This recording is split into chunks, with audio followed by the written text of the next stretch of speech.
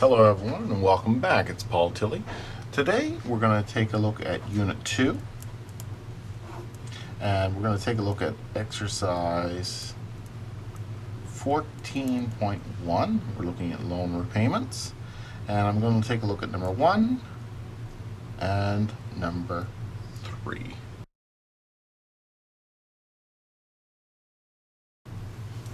Number 1 says, and you'll find this on page 495, number 1 says, Monica bought a $1,250 stereo. She paid 20% down. So let's take $1,250 and 20% of $1,250. So we'll subtract that off to get the total amount borrowed. So $1,250 minus 20% of $1,250. 20% of $1,250 is $250. So $1,250 minus $250 means that there is $1,000 borrowed. Okay. With the balance paying interest of 15% compounded monthly, and 6 equal payments. Construct a full amortization schedule. So let's take a look at this. So first of all, we have to calculate our payment. Okay. So the first thing we need is to calculate the payment. So we know that PV equals PMT, 1 minus 1 plus I to the minus N over I. PV in this case is $1,000 equals the payment, which we're not sure about, 1 minus 1 plus 0. And what we have to do is take 15% and divide by 12 because it's monthly. So this gives us 0.0125 that will plug in there, 0.0125 to the minus an N. There are 6 payments to the 0.012125. This is equivalent to 1,000 equals blank, and this is 5.7460. So the blank is 1,000 divided by 5.7460. So the payment, we can calculate the payment then at 174.03. So that's how you calculate the payment there. That's the methodology that you use. So we'll take a look now at the repayment schedule. First of all, we have our principal. I probably should put payment first. Payment 1, 2, 3, 4, 5, and 6. The principal in this case is 1,000 starting off. The payment we've calculated to be 174.03. The interest, we can calculate the interest. It's 1,000 times. It's 15% divided by 12. And that will give us the interest component for that very first unit. So that comes out to be $12.50.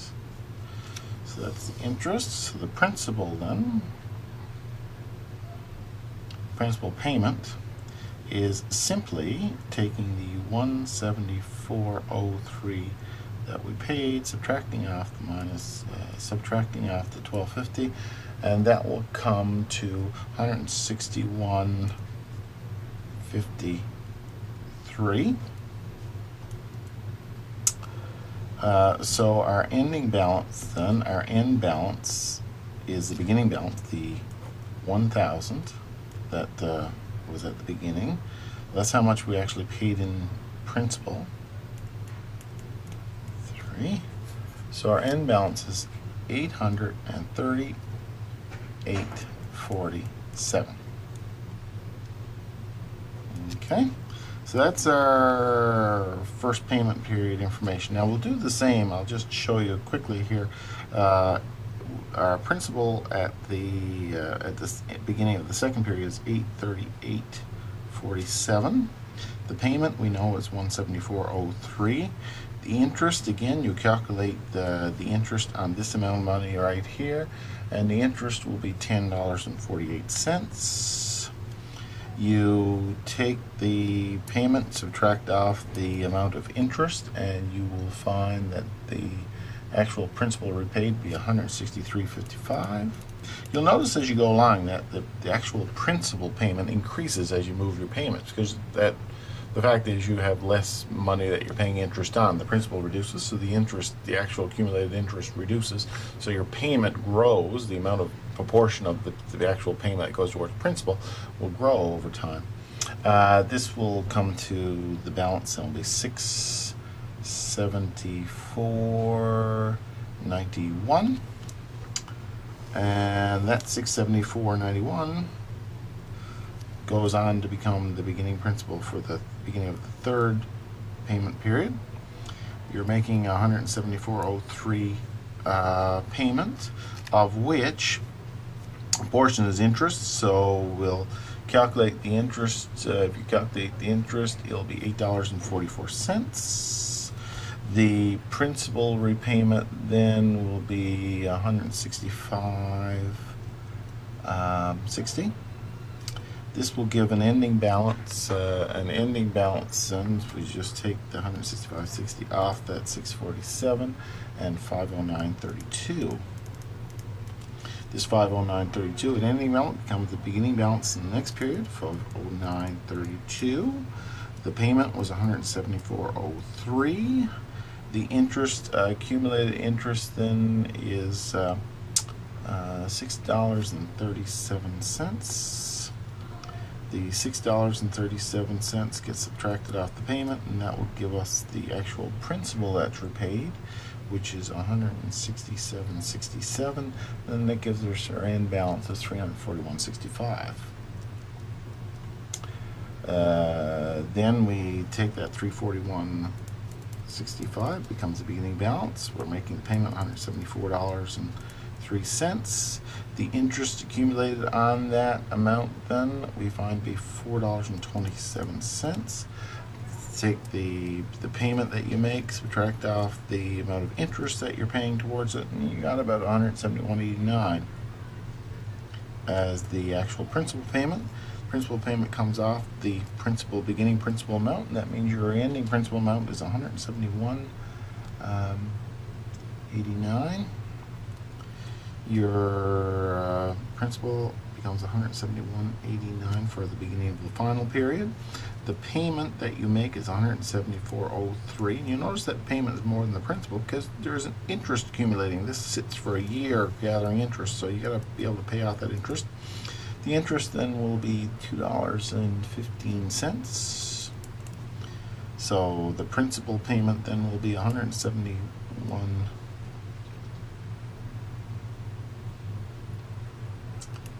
I made a little mistake here. I got to fix this. That payment was $169.76. Just excuse me on that. So the final payment with that, and that will bring us down to zero. So that's how you complete those tables. The other question that's asked here, well, what's the total of interest? What's the sum of all interest? So all you need to do is take all of the interest amounts that have accumulated over the course of the work that you've done. So the next problem we're going to look at is number 3, in 14.1, number 3. This problem is very similar to the first one. In fact, the numbers are identical.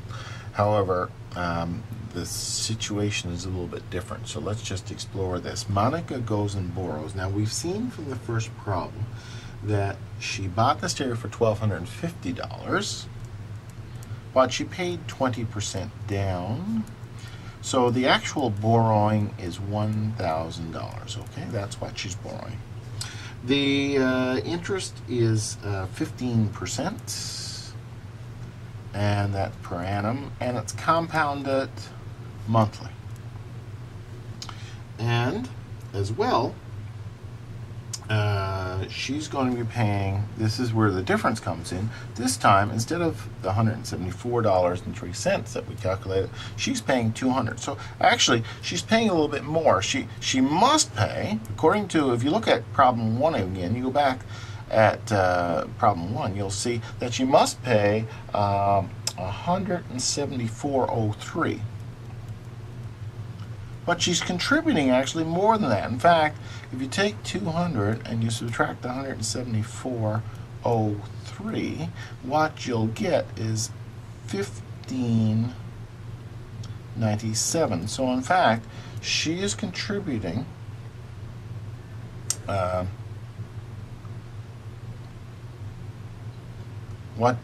if you take 200 and you'll get 25.97. So what she's contributing is almost $26 more every single month. So that's important. So she's making that little bit of an overage payment. She's going to pay off the loan more quickly because of that. So again, I don't need to go through the intricate process of calculating how much she pays, because again, we've done that. So all we're looking at now is our chart here. So we've got our payment.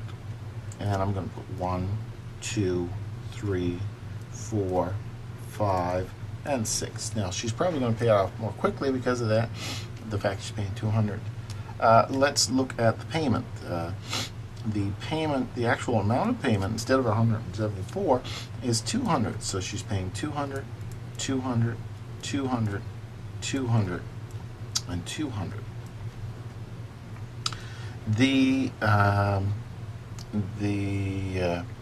The interest that she's accumulating now, so what she's doing, she's going out and she's borrowing $1,000. She's going to let that sit for a year. So the interest on it will be 15 divided by 12, which is the 15% divided by 12. So per period,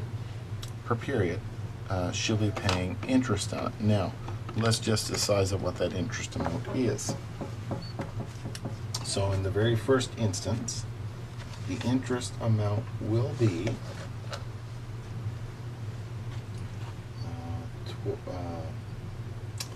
$12.50. Again, so the interest on 1,000 is the same as the last problem, $12.50. Now, her payment in this case is $200. Her interest is $1,250. So the amount of principal repaid then is 200 minus 1250. So the actual principal that she paid in this case will be 187.50. Now, with that principal repaid, she's going to have a new principal balance. And the principal balance then will simply be the $1,000 that she owes at this stage, at the very beginning stage. She owes $1,000 minus the $187.50, which is the amount of principal she's paying. So that will come to $812.50. That will be the principal balance at the end of the first period. So the $812.50, I'm going to put that there, I'm going to put 1,000 there, I forgot that. The $812.50 then will be the base for which we do this. Now, the $812.50 then will accumulate interest, no different than in the first problem. It accumulates interest at the 15/12 rate. So again, the amount of interest will be $10.16, same as in the first problem. The actual payment then will be $812.50 minus the 10. The actual payment then will be the $200 payment less the interest, and that will, the actual amount that goes towards paying the principal then will be the payment minus the interest, which will be $189.84.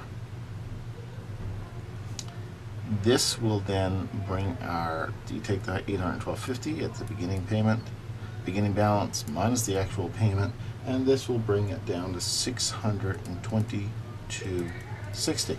Now, this process repeats through and I'm just going to write down the answers here now. The methodology is exactly the same.